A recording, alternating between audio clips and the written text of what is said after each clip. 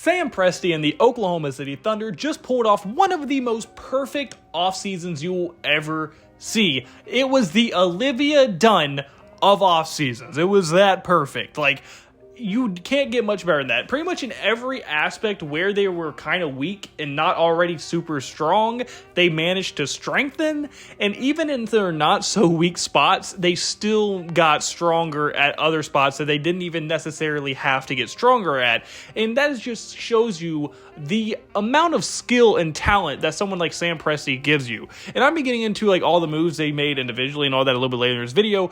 But for rule of thumb, if you're a random NBA GM that nobody knows, please don't make a trade with Sam Presti, because he will finesse you 10 out of 10 times, and he has shown it over and over again, and I think he did it once again in one of their moves this year. And I just think overall, the Oklahoma City Thunder, in a year where they already completely passed everyone's expectations last year, just managed to get even better and are set up perfectly to have an even better season this year coming up. So before I get into all the great offseason moves I think that they made, let's just kind of get into their year in review. Their already amazing year last year was the fact that despite them being the youngest team in the NBA last year, basically being a college-age team last year, they still managed to be the #1 seed in an absolutely loaded Western Conference and still made it to the second round of the NBA playoffs despite being the youngest team in the entire NBA. And that is so impressive because most of these teams that are that young are in rebuilding stages or they're kind of ramping it up, but they're not really ready to contend or win.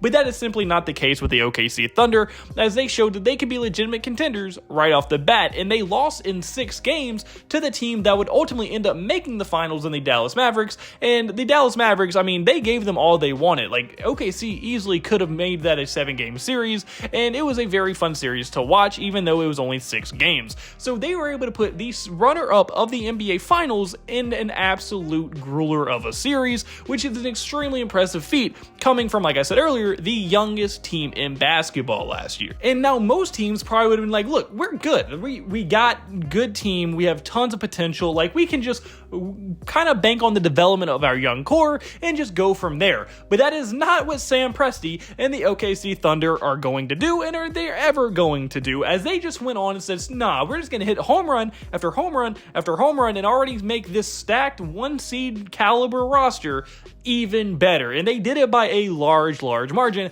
as they kicked off the beginning of this offseason with really, I think it was the first trade of the offseason, where they traded Josh Giddey, who was by far their odd man out and by far their weakest link in their starting lineup, to the point where they asked him to come off the bench next year, and when he refused, they traded him for Alex Caruso, a 2-time all-defensive guard who fits their system perfectly. Like, if you would have told me that the Bulls would trade Alex Caruso for Josh Giddey straight up, I would have slapped you in the face, because I would have said, that's a stupid trade, why would anyone do that?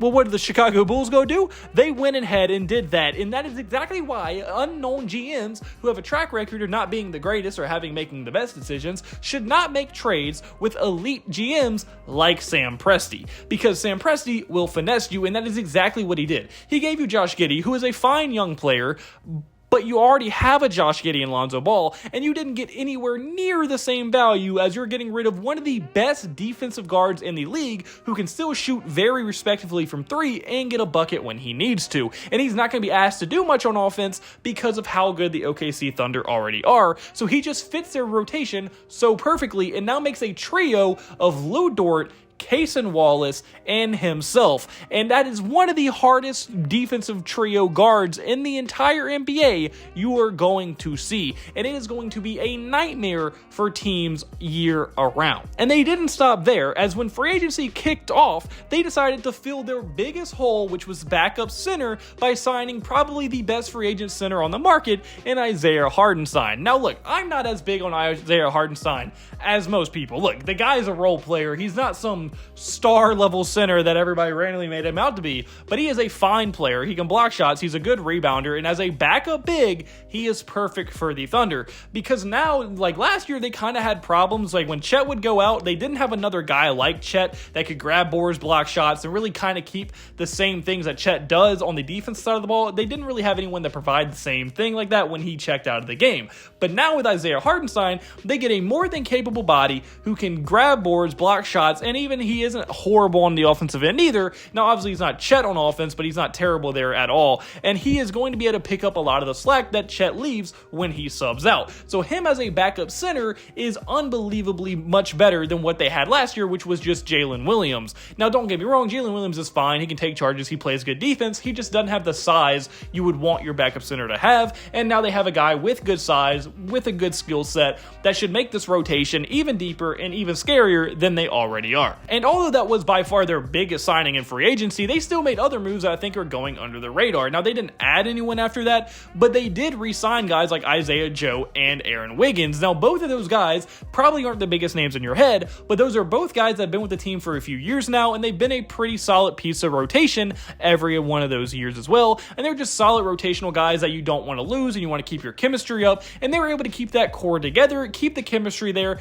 keep everybody happy. And I think it's going to go a very long way in helping this team, because now they're not trying to incorporate two new veterans or two new young guys to the roster. They're now just going to keep the same core they had on the bench, add Isaiah Hartenstein to the rotation, and then boom, you're going to make it much more easier than if you're adding 3 new bench guys, which you don't need to do when you can already keep your well-established guys who have chemistry, know the system, and know how to play together. And I think re-signing those two guys is going to be a very underrated part to why they should be so successful, especially early on if they can stay healthy, because they're going to be able to hit the floor running due to how high their chemistry already is. And due to how high their chemistry already is, and Isaiah Hartenstein really probably being the only real big addition to the rotation this year, at least early on, it should make his life a lot easier as well integrating, because everybody's going to be welcoming and be able to teach him the system that he needs to learn as well. And it should just all around help them tremendously. And now you might be thinking, wow, that is a pretty good offseason for the number 1 seed out of the West, but it can't get any better than that, right? You would be completely wrong, because then, of course, because Sam Presti hoards draft picks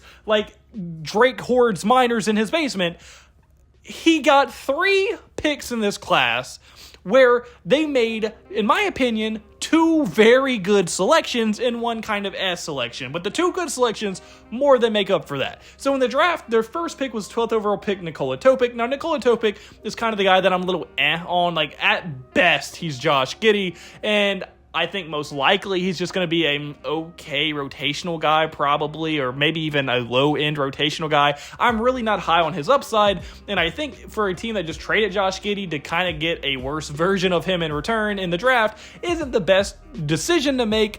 But hey, they have their archetype, they have their type that they like, and I can see why they made the move. I just don't like it.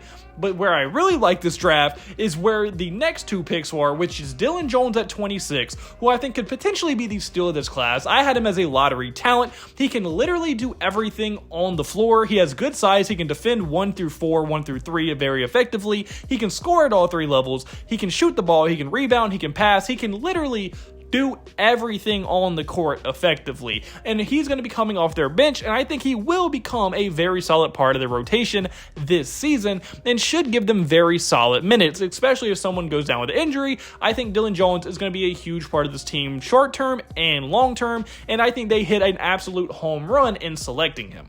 And then their last pick, which was pick number 38, which they traded back into the draft for, was AJ Mitchell. AJ Mitchell, although I don't think short term he's going to be much of a player for them like this year or maybe even the next year after that, but I do think long term, when they kind of have to probably start letting guys walk just due to money reasons, he will probably be a long-term rotational guy for them. I love his offensive potential. I liked him in college, and I think to get him at a second-round pick was very valuable, and I just think overall his ceiling is very high, and if he hits, they really, really hit, and they have a chance to have 3 rotational guys and maybe even a star in Dylan Jones. And I just think, I mean, when you can significantly improve every part of your roster when you are already the number 1 seed and do it very effectively, I don't see how you can't say this is a perfect offseason. So to end off, let's just kind of recap everything I said. They made moves that significantly improved the top of their roster in the Isaiah Hartenstein and Alex Caruso moves, where they now filled their biggest hole in their depth chart, which was backup center, and then they got a guy that fits them perfectly, and they traded their worst starter for Alex Caruso, a 2-time all-defensive guard,